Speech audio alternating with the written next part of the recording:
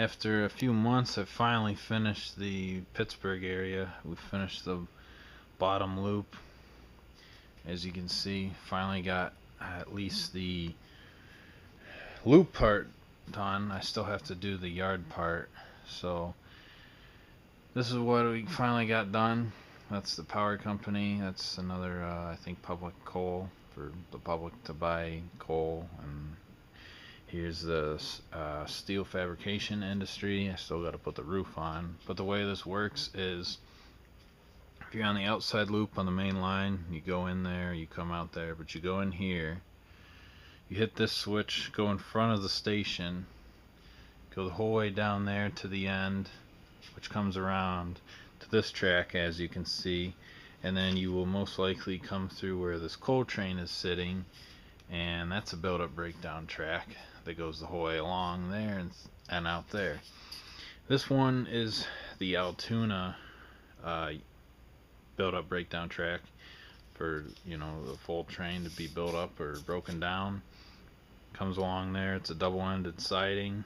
Here's the United Trucking Depot, which I moved for now just because I'm going to put one in the other end. That'll be here. Here's the pump house for the Altoona oil for trucks to take, and then here's the public oil tanks with the little pump house. This is a caboose track, which allows me to take a switcher from the turntable and push cabooses down, or just hook one up and pull it down. And thanks to this being a double-ended siding, I can use it as a runaround. This track, if you notice, this is the loop back. So up here, this is part of the main line. This is going out of the yard area. This is coming in. This goes down to Pittsburgh. But these two inside ones, this one is the main line for Altoona, and this is a build-up breakdown track. Well, this one is for Pittsburgh, but it's also a loop back. So if you follow these two, this one goes down here, the whole way down into here, which I need better lighting because I don't think anyone can see this. Comes in through here, comes into a switch.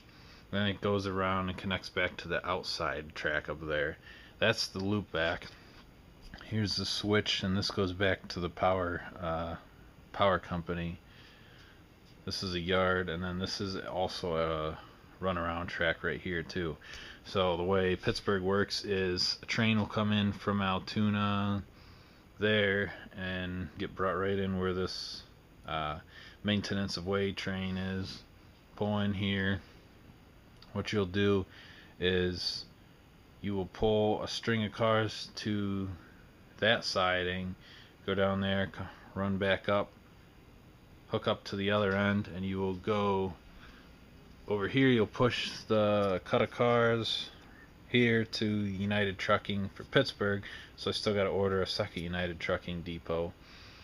So that's where any industry that I don't have on the layout, like grain, I'm not going to have a grain mill, so grain gets taken there or comes in from there, vice versa. That is going to be where the oil is loaded to go east to Altoona. This is a spur because, as you notice, I do not have, if you can see right here, which I'll zoom in, the coal bunker. I don't have room for that on the layout. It's just sitting there right now. It's not gonna stay there. I'm not gonna put it on the layout, but if I do decide to, that's why I have this switch, because it'll go back there and we'll add a piece of foam, and that's how that'll work. Right here where this switch is will be a big coal dump. As you can see for the yard, the way this works is train comes here, and then it can use it might have to run around the whole way to the other side at times. In order, if it's coal, it'll run around the loop back, go up there, and take it back down to here. And then this is pretty self-explanatory. It just pulls the cut of cars up, backs it down into the yard. And then this is kind of, these two tracks are for storage, and these two are just basically for the steel fabrication industry. So the way this works is this is going to be steel, and it's going to be glass. It's going to be a multi-use facility. because I also have this background building, which I'm gonna probably try and mash in here somehow, kind of like this. I think it'll look good. It, because the roofs line up, as long as I put it that way, the roofs will line up, so I think I could have a nice little industry there. So anyways, what will happen is I'll drop off gondolas here full of scrap metal, scrap aluminum, sand, anything that goes to this building. I might even cut out this door so I can actually physically have gondolas taken into the shop. And then gondolas full of, you know, steel pipes, I-beams, all those things I showed you will come out. They'll come out here, get sent up to the build-up breakdown track, and shipped east to Altoona. And then sand will be delivered, sand will be turned into glass, which will be delivered in box cars. That way I don't have to send empty box cars back to Altoona. They will be full. Is a control panel. I realize I have not shown anyone yet. We finally got this part done. This is for layout and the programming track. You just flip it one way or the other. This is for the turntable, counterclockwise, clockwise. I'll go clockwise real fast. As you can hear it and maybe see it, there's the turntable moving. As for these switches, these three are basically where the signals are. As you can see, I have the signals powered now, and if I zoom in, hopefully you can see this. This track, you might be able to see switch or not, but anyways, here's the signals working. There's red, there's green, a little hard to do with one hand since we don't have them up yet. There's another one, red, green, and like I said, I made those for $11. And if I zoom back out so you can see them better, this is a switch. It's simple. You know, you go to the right is red, to the left is green. Same thing with this one. So the way this works is it's all manual. Let me zoom back in a little bit. So if I'm running the yard, this will have to be green so that I can use the yard lead up there, which is part of the main line. And as soon as the train gets into the Pittsburgh area and starts coming through the build-up breakdown tracks, that gets switched back to red. So for 11 bucks total, not 11 bucks each signal, 11 bucks total, I've made 2 signals, and I have another 2 technically can make for free. So I have 4 signals for 11 bucks. You can see here we got more switches done, and the same switches are also right by the paper mill, so if you listen you might be able to hear them working. And so we finally got all those switches done, and now I'll take you to the last part of this update. I got this Walther's train line. I think it's a GP9 or GP10, GP9 or GP10. I got it for 60 bucks. It's DCC ready. Or not DCC ready, it's DCC converted. So it's got DCC in it. Someone isolated the motor, they had to convert it, all that stuff, because this used to be DC.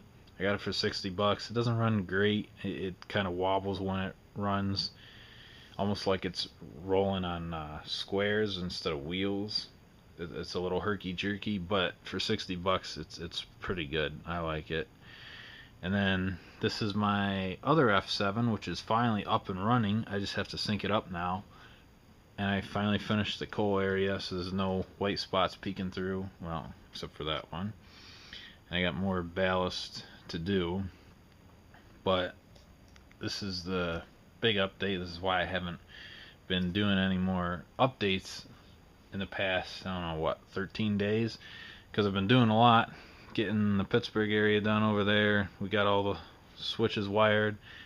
We got this engine. We got this engine hooked up and running. And then I also have a what's it called? Generator flat car load.